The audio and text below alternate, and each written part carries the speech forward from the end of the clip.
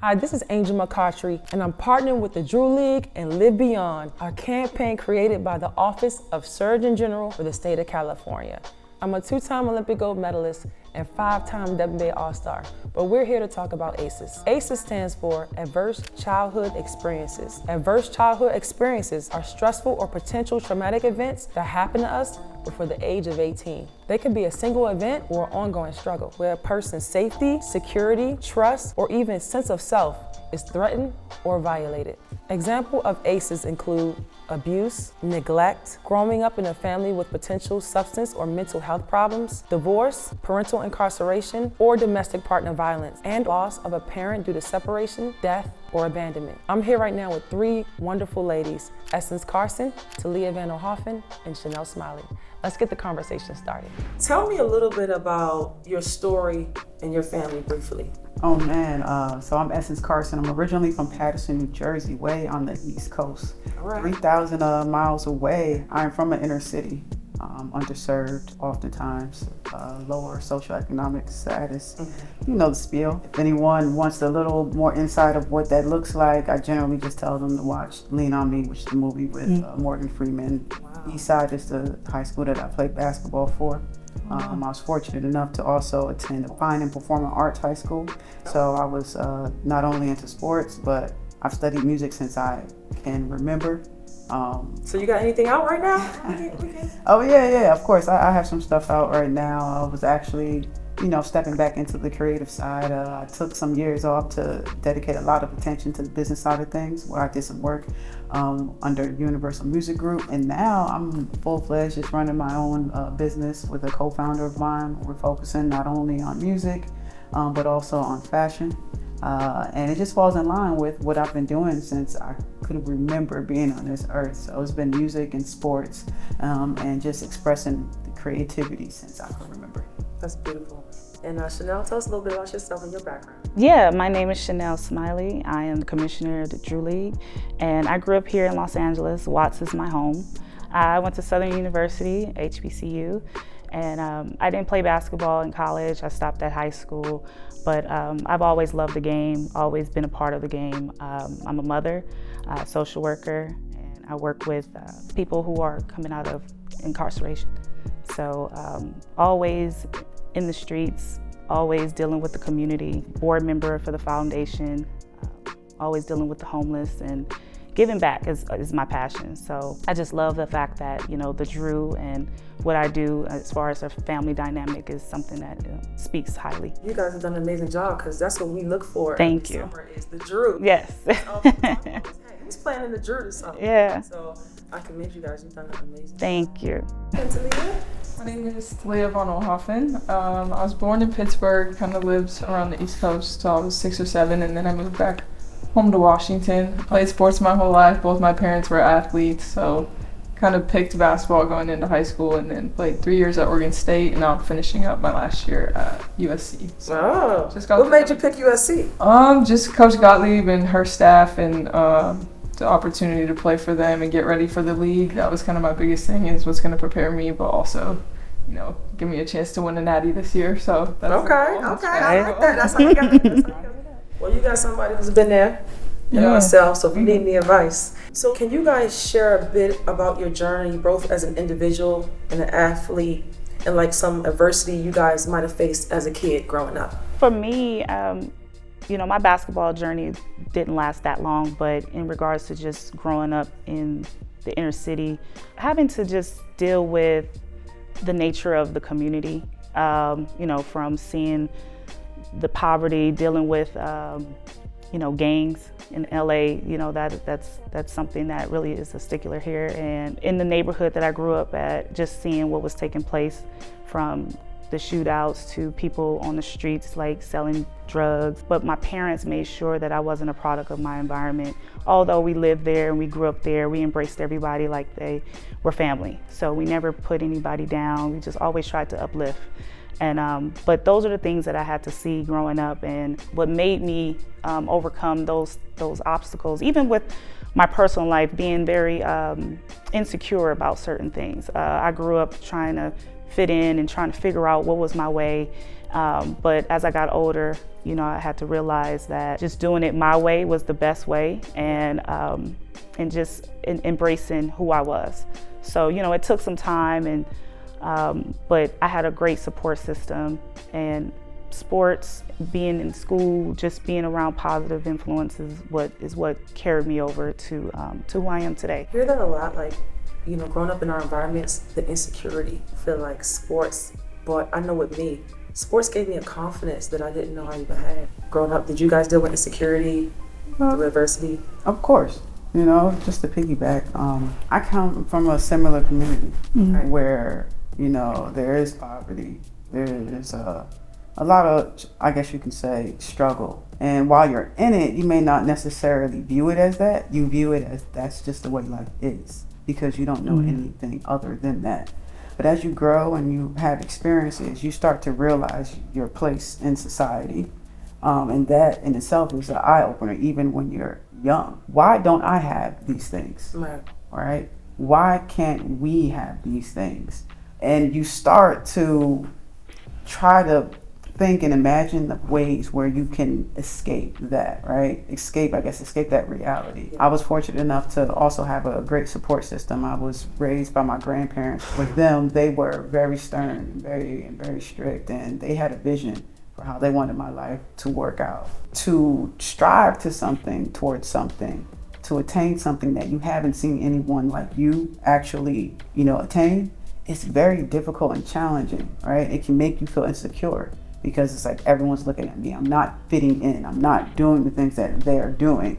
And when you're young, you just kind of want to fit in. You want to just be the cool kid. But through that power that my grandparents instilled in me, I was able to find my place through the things that I love to do. And it wasn't easy. It wasn't easy. You know, not having your dad around. My dad passed when I was very young. You know, he was a very intelligent man, but he got wrapped up with the wrong crowds and, you know, ended up being addicted to drugs at a point in his life. And just seeing someone who was so bright, so intelligent, you know, fall victim to this, fall victim to their environment was tough. And speaking of community and family, like, Talia, let me hone in on you. What example do you feel like your parents set, especially towards you achieving your goals? Yeah, I think just like I said, they were both athletes. My dad's from Hawaii, so he, you know, grew up bouncing around home to home. He didn't get his first pair of shoes till he was like 8 years old. So kind of came from that background, and my mom's similar. So just being able to make it off the islands and make a name for himself, and then just seeing like how hard they worked and what they came from, and then seeing my dad later in life kind of go back to his family over there and be able to give back, and for him to be that role model for kids to see that like you can make it out of here or be an athlete coming from where he's from. It was just incredible, and like just seeing how hard they worked just made me want to, you know, follow in their footsteps. And that's kind of all I knew, is just putting myself into sports, and you know, any type of adversity I faced, it was just basketball was my escape from everything. Do you have a moment of adversity where you feel like you can remember where your parents really just helped you through that moment? Yeah, I think for me, like the hardest adversity I think of is just having people very close to me struggling with addiction, and the emotional kind of abuse and isolation that comes with having someone very close to you going through that. For me, it was just always turning to basketball and school, and just throwing myself into those things that just helped me escape from it. And you know, they kind of taught me that both being athletes, it's kind of always been the main thing. So that was actually leading to my next question of like, you know, what were some things you guys really struggled with as a child, and is it something that you struggle with now as adults? For me, it was speaking. I was quiet for a very long time. I mean, even like when we first met, I was, of course, there was always that childlike flame that burned inside of me, but I was still like quiet. And I don't know, maybe that just came from, you know, being under my grandparents, and it's kind of like, you know, you speak when spoken to, the sort of ideals instilled in you. At the same time, just that confidence as well. I feel like at an early age, I probably didn't have as much confidence as I should have had, but I was talented. I just really loved to do a lot of different things at one time. I've always been that way. But the confidence probably wasn't there, even though it should have been. And as I, you know, matured and got older, I seemingly started to find my confidence, and it wasn't necessarily looking outward Mm-hmm. for people to give me that confidence. I had to then turn inward and understand everything that I needed, I already had. Once I really understood that, that would then change my external circumstances. With me, like you said, speaking up.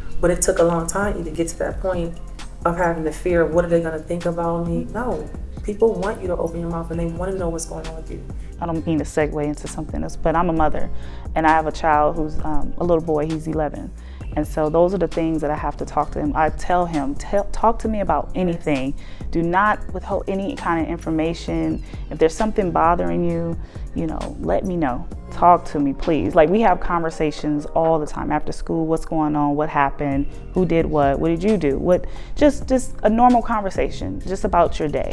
Put the phone down, games down. Like, you have to have, I have to instill that. So he's comfortable as a young man to talk to his mother, to his dad, to his family members. Yeah, it's so important. That's the next thing I want to go into is like mentorship. Who were you? Who was your mentors?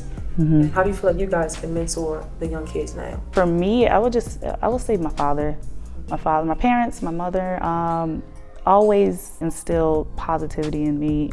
Always made sure that whatever I needed, they tried their best. I should say that. I didn't know any struggles that was taking place, if there was, just because they did a great job, covering it up as parents do, right? They don't want their children to see any struggles that take place. But I just know that with my parents' influence allowed me to be the person I am, instill that confidence. So I would say my parents are my biggest influence. Who do you feel like you're mentoring now? Several young women who they've been my mentees for probably about 10 years now, I would say. Yeah, they were 13, 14. They just needed somewhere to be. They just started coming over to the park where my dad used to work, playing basketball, just being there. And I would talk to them and and they would tell me about the struggles they're having at home and how being present here at the Drew was somewhere that they needed to just have an outlet. And now they've gotten scholarships from our foundation. They're working right now. They're playing in the women's Drew. They're in college and they're having a ball. A couple of them are mothers now and graduated and doing their thing. So, and they still come back. But what's a quote, your favorite quote that you would give someone you're mentoring?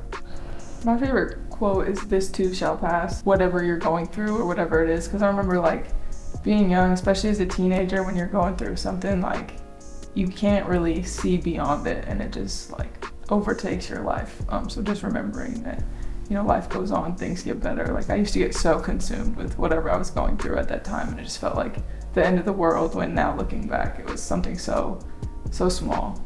So that's my favorite quote, just to have perspective and remember that, things get better, you can get out of whatever it is you're going through. Essence, in your TED Talk, you talked about bearing witness to other people's journeys. So can you talk about, how you can do that for the youth? She in TED Talks, y'all. Nice. Okay. Bearing witness to other people's journeys means a lot. I'm very observant.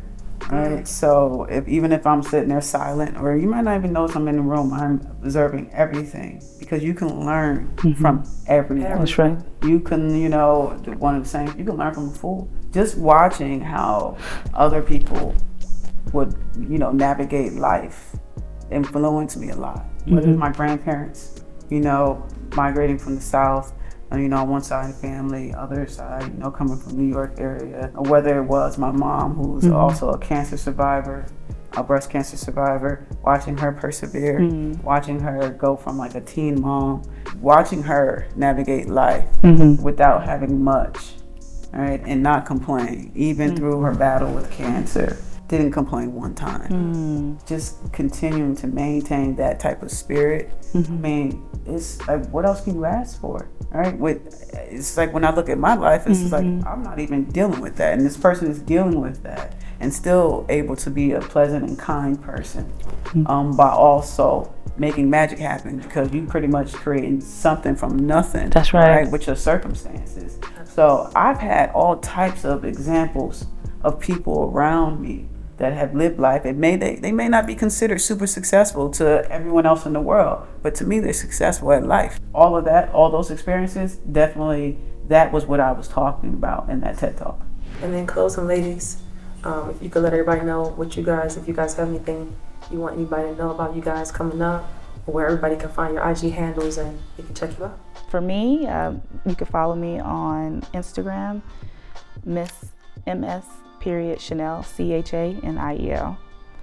And you can follow the Drew at drewleague.com. For me, man, doing many things. You can always keep up with everything in one central place, and that is my Instagram for the most part, which is Essence Carson. That is my handle.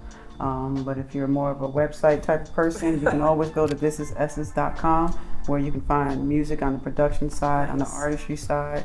You can find me as the business professional and entrepreneur, and just me as the human. So you can keep up with all things there. For me, you can find me at Talia Vonoelhoffen is my handle. Yeah, nothing coming up soon, just getting ready for season. Been in the gym working, so September is when everything starts, but until then, just grinding.